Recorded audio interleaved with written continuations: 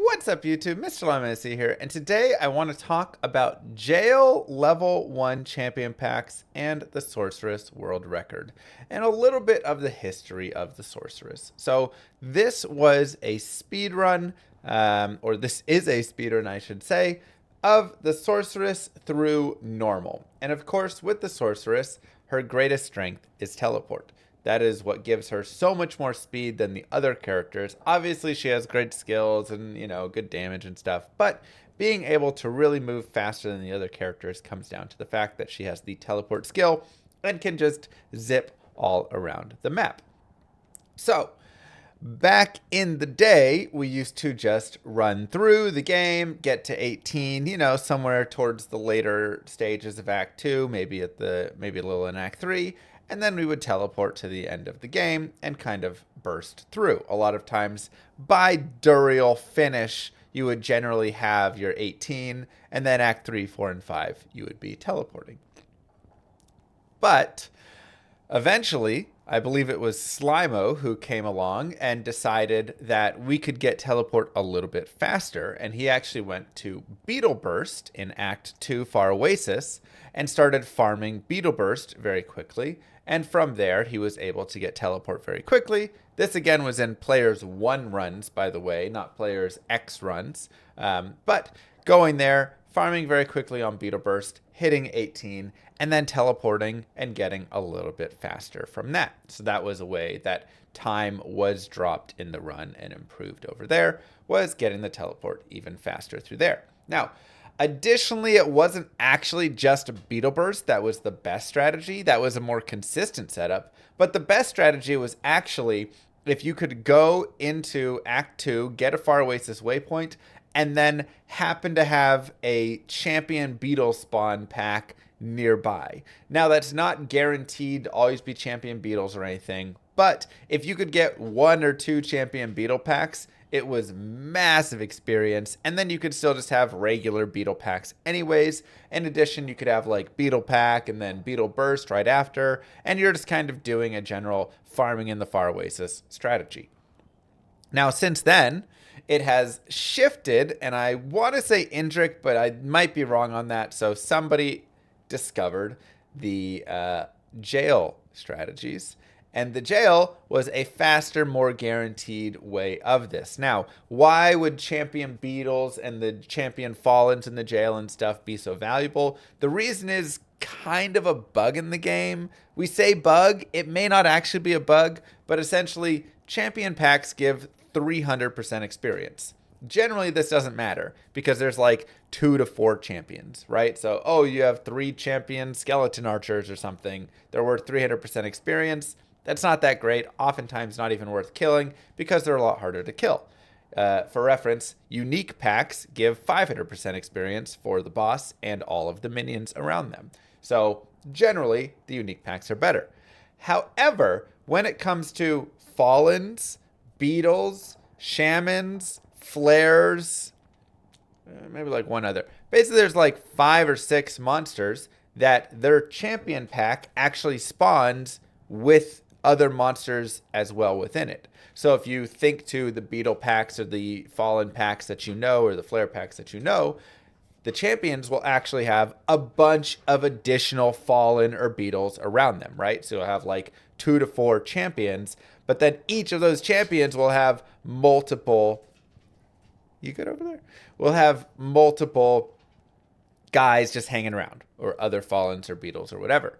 And each of these will additionally grant you 300% experience. So when you suddenly have 4 of those and each one of them spawns, I want to say like 5 is the max or something, 5 guys, now you have 24 mobs that are giving you 300% experience, and that becomes insanely valuable. So these are absolutely fantastic, and this is why that champion beetle pack or whatever it is that you could come across is extremely nice to have, because it's just worth so much, right? So with that being said, the jail became this place where you could guarantee a champion fallen pack. And the way that you guarantee it is there are 2 tiles within the jail that will always have champions. And I can show you both of those tiles right now. The first tile is this tile right here. It is this in this kind of long corridor, and it has this little prison right here with this door shut, and there will always be champions.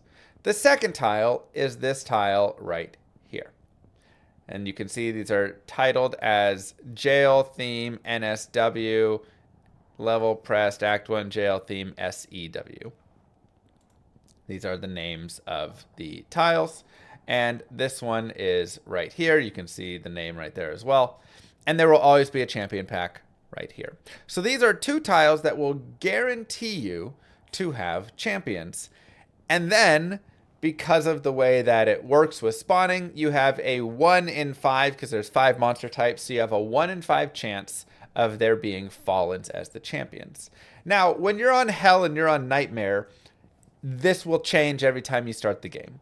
It's just the way that seeding with monsters works in Nightmare and Hell somehow is different, and so the monster type will rotate. You'll notice this also in the tower. When you have the L shape in the tower, in Nightmare and Hell, it'll always be a different monster. However, in normal, it'll be the same.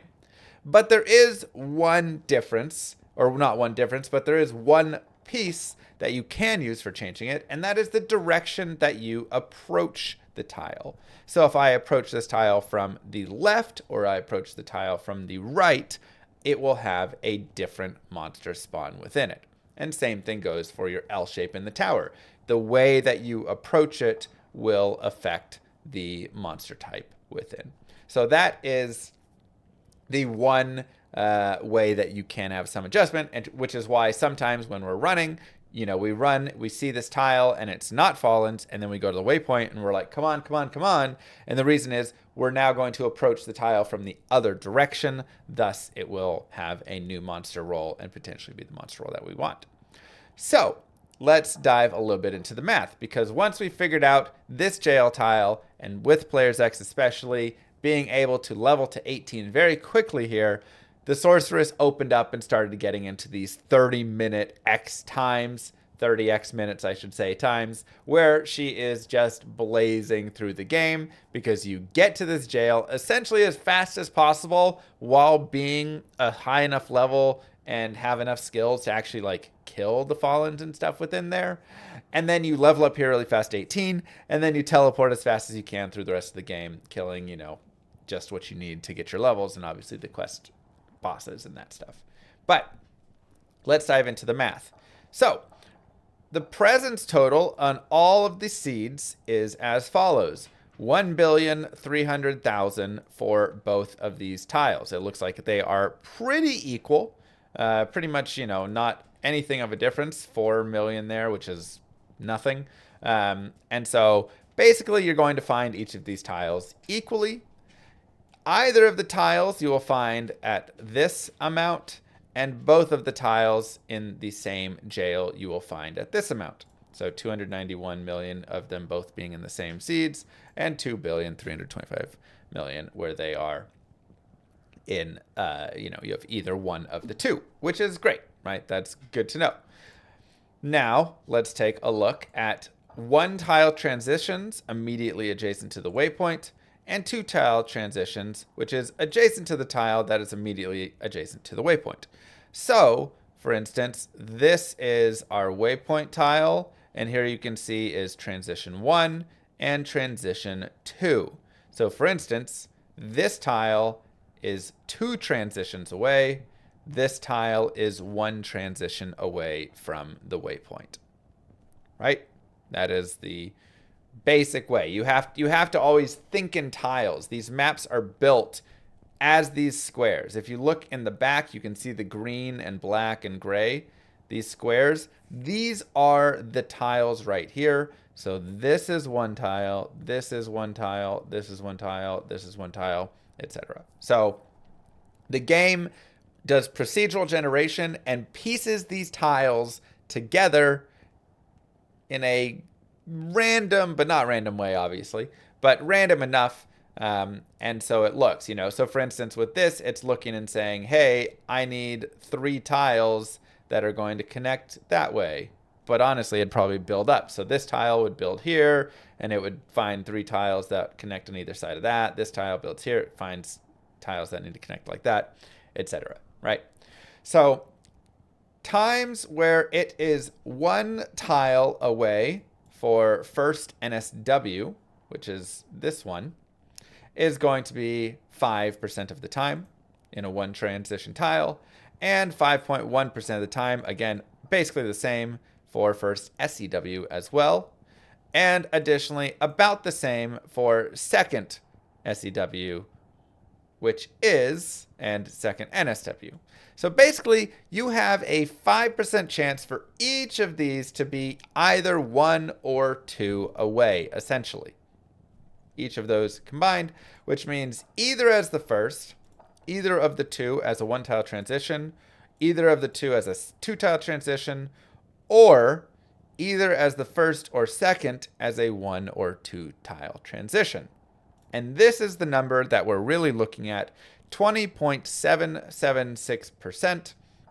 So this means 20.776% of the time, this tile or this tile will be either 1 or 2 transitions away from the waypoint, which generally is good enough, though sometimes 2 transitions is not quite good enough, right? Sometimes this, and then if you had to run all the way through here, 2 over here, and it's all the way there or something, it can be a little bit far. So I would say a little under 20% of the time you actually have, maybe like 16, 17% of the time, you actually have a viable attempt. Now, 10% of these are really what you want. You really, really, really want to have it be 1 tile transition away. You want this waypoint to be here and this tile here, or the waypoint to be up here and this tile here. Whatever it is, you would really like it to be 1 tile away, because again, sometimes the 2 gets a little far.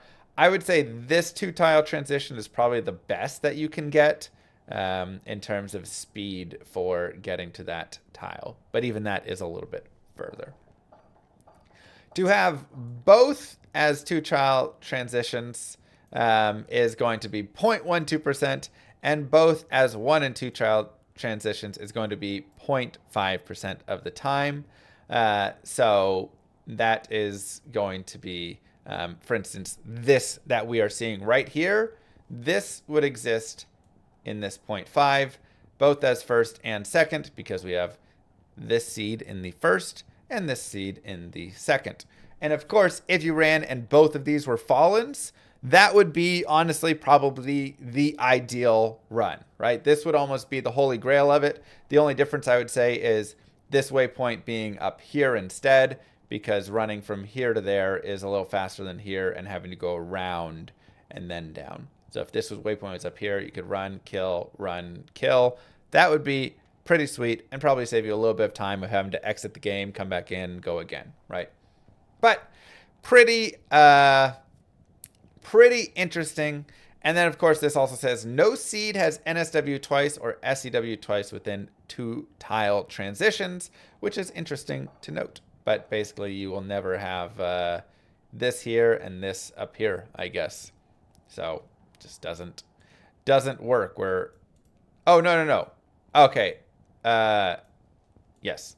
Or this one. So you'll never have this or this twice. So this won't be here and won't be here, or this thing won't be here and here. So that's just that to note.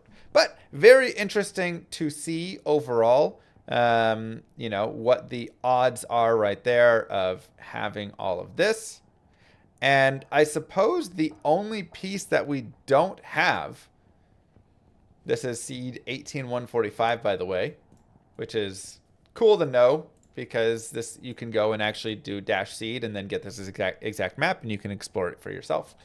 But something that is the only piece I think we don't really have here is when are neither of these actually there, and what are the odds of that?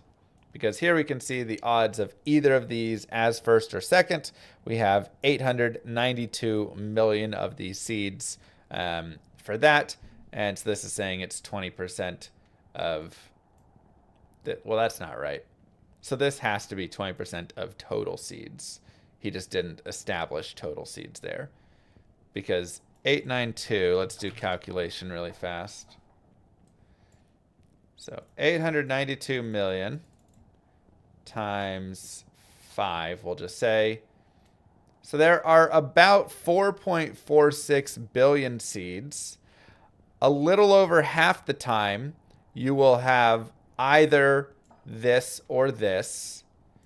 And then this is going to be that. So this number is accurate of the total seed number, that 20.7762% of the time you will have either one of these tiles as 1 or 2. And then if you have that, of course, 1/5 of that.